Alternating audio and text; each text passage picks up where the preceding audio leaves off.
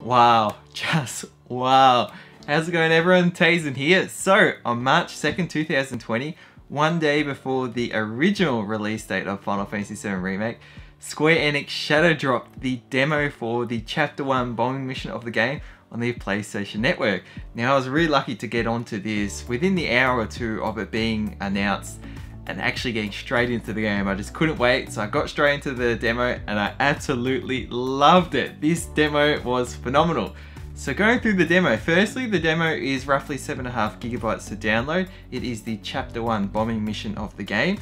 The way it starts out, it sort of basically cuts out most of the opening of the game that was released a week or two prior online.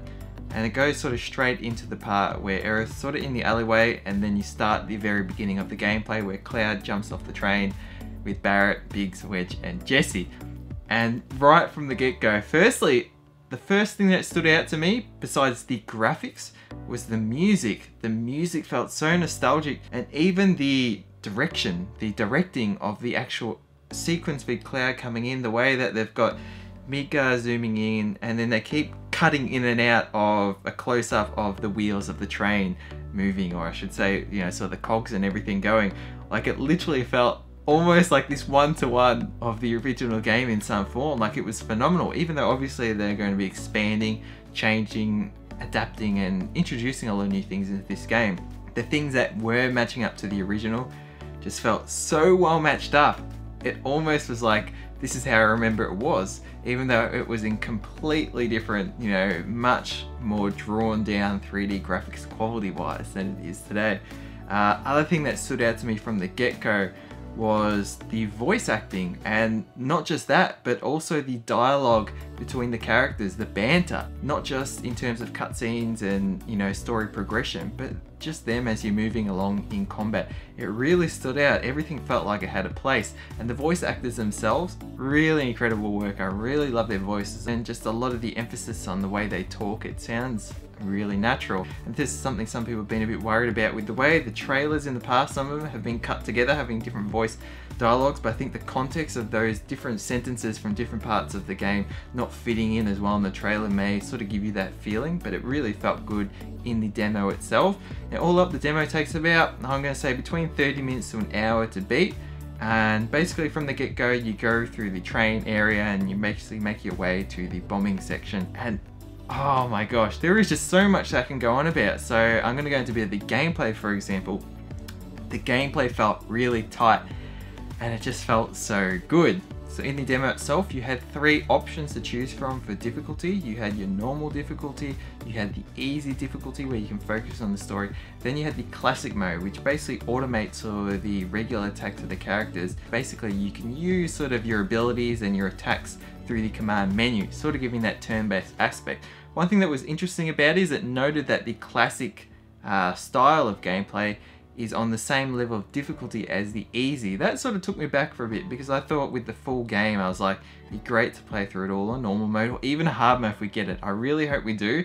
Whether that does end up coming sort of after the release, or whether that's something that's unlockable after beating the game first off, who knows. But I always thought that the classic mode would be good to go back on a second playthrough and play through it like that. But now that it says classic mode, at least in the demo, and note that it says in the demo that this does not reflect everything that how it will play and present in the final game. But the fact that classic mode is presenting itself as on the same difficulty as easy sort of made me think, oh, I don't know if I would play classic mode in the real game if it is the same difficulty as easy. So we'll see. But again, it's a great addition and a great way that sort of keeps it even more tied to the original for many people who wish to play it like that, but then it adds this new extra element that modernizes the game with this sort of the action gameplay in what's a very realistic sort of scale-wise aspects of all the characters and the world and everything. Now, the gameplay. You've got Cloud's 2 different modes, the Operator and Punisher modes. The changes between them felt good. The way that even if you're at quite a distance from an enemy and you attack, the way Cloud just moves in to attack them, it felt so good. It really didn't feel like I have to walk my character right into him. Cloud just glides his way to it.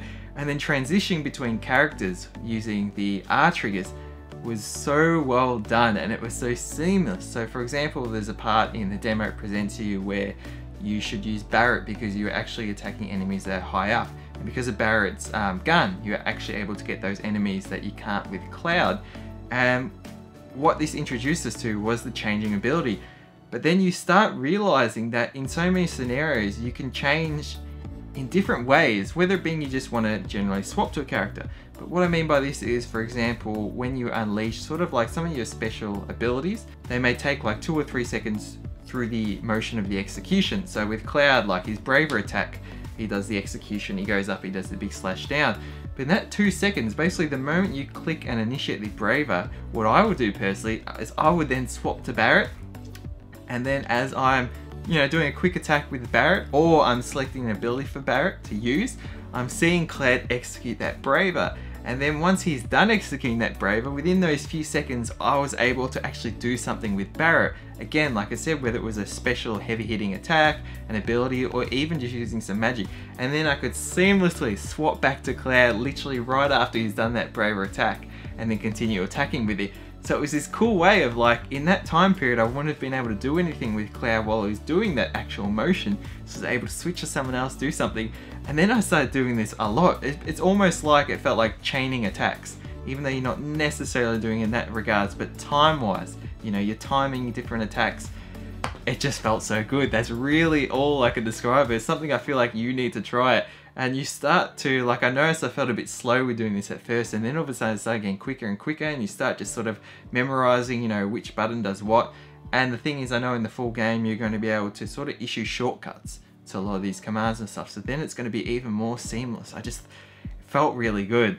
And then the final boss of the Chapter 1 bombing mission with the Scorpion, it was so good. And I love that the game has little nods to things from the original that are sort of like, I'm going to say, glitches and issues. So for example, attack with the tail up and stuff, and I like there was a reference in the voice dialogue for that. And then again, just last thing I want to mention with the voice dialogue is like something about it, I said this before, but it always feels meaningful. Like I love sort of the dialogue between Jesse and Cloud. It was so good.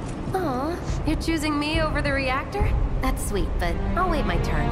Go blow her mind. And there's this really funny moment between Barret and Cloud in the elevator where basically they've captured Cloud's arrogance or his cockiness really well, because that's how Cloud was at the beginning of the game to some degree. You gonna stand there and pretend you can't hear the planet crying out in pain? I know you can!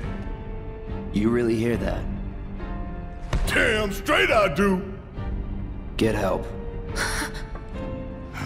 And there are reasons for this as the game goes deeper into it throughout the whole story.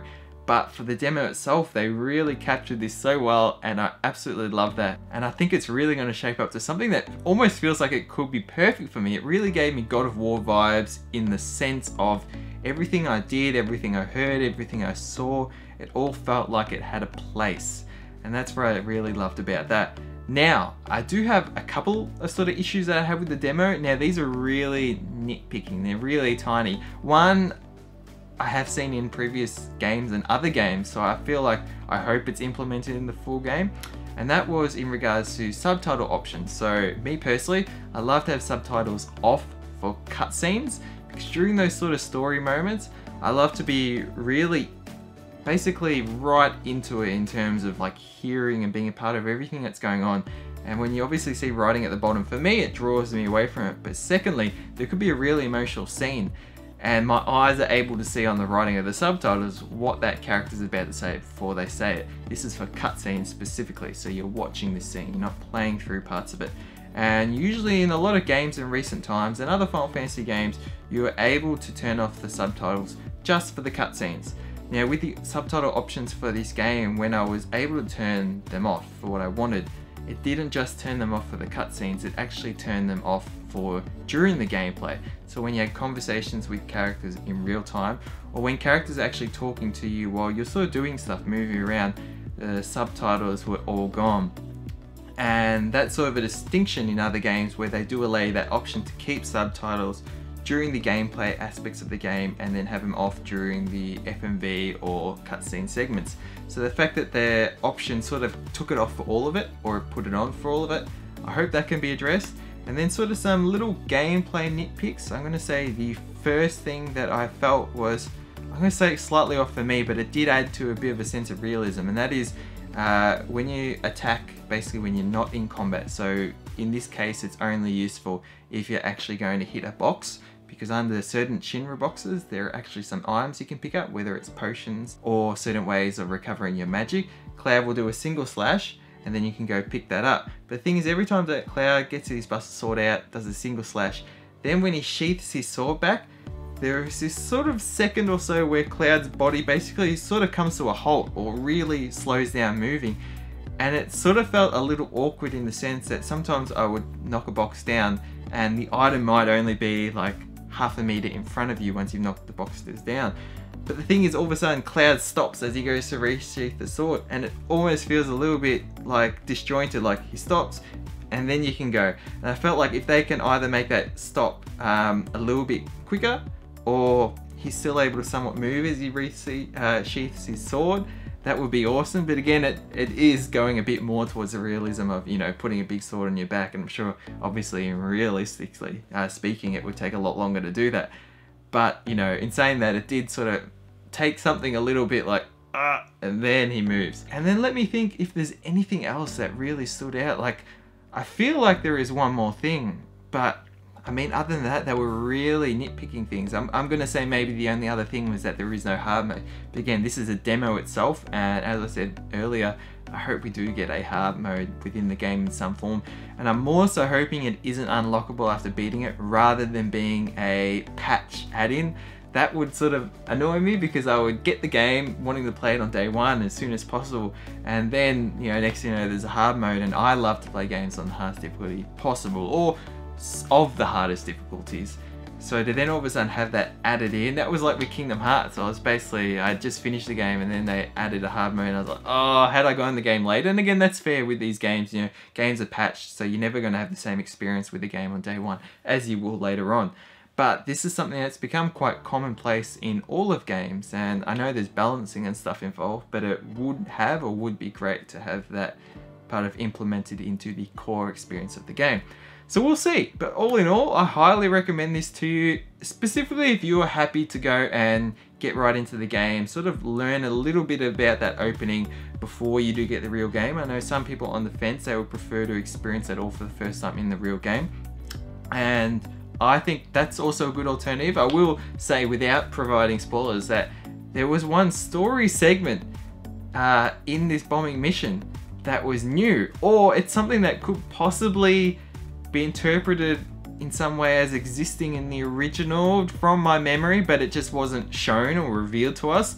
And I thought this was fantastic. Like, it was just something that was small but big at the same time, and it makes sense, and I won't say what that is, but it was just, I was like, wow, like I love that implementation of a story change or introduction, yet still having this whole bombing mission feel relatively like the original, with the exclusion of it all being remade, but just sort of the feeling of it.